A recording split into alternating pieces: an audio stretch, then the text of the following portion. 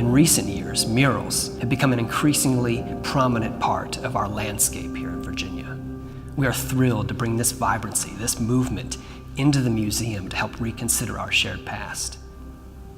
10 mural artists from across the Commonwealth have come here, taking inspiration from our 9 million item collection to reflect on Virginia's history through art in an entirely new way.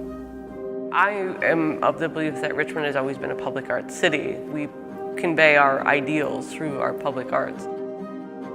Public art brings about the energy for the city. What happens when, in the middle of a kind of a desolate area that's being somewhat run down, what happens when you throw a bunch of color into the environment? My big thing is about representation in the art community, and public art has an opportunity, it grants an opportunity for representation. It also grants an opportunity to create a constant conversation because people are going to be walking by it every day.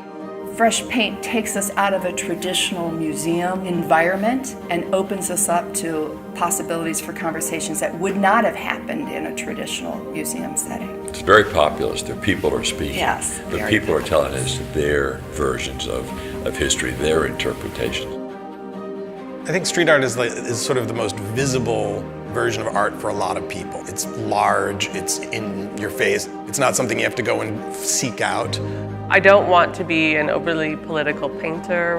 I'm more pushing towards questioning. I want people to ask why that's there. It starts to give you an identity to different neighborhoods and different movements that are happening within your city, and that's the most important thing. Cumulatively, it becomes the identity of a place, especially in a place like Richmond, where for so long this city was, I think, stifled by its reputation of the past, and obviously you still carry that. In a lot of ways that helps push it forward is to change the identity to be something new. As a history museum, I hope our guests will dive a little deeper. I hope that they'll consider the artists, consider the objects that the artists were drawn to. They're artifacts of our identity. It's who we are. In the last few years, I've been looking at history as a way to talk about the current moment and sort of saying, hey, we've been here before, and there's great antecedents for how you respond to these issues. There's great role models. There's history that we haven't been talking about.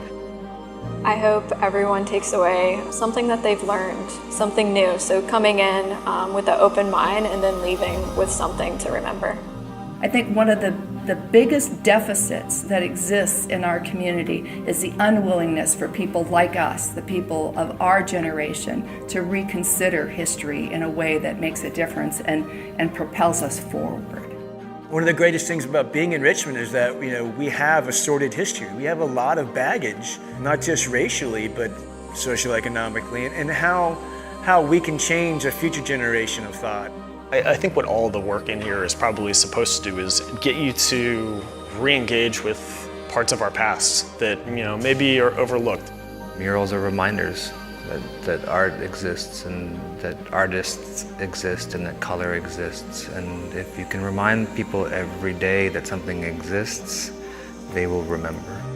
I want a young girl to come in and see me painting and be the subject and say, hey, I can do this when I get older. Whether be an activist, be an artist, anything.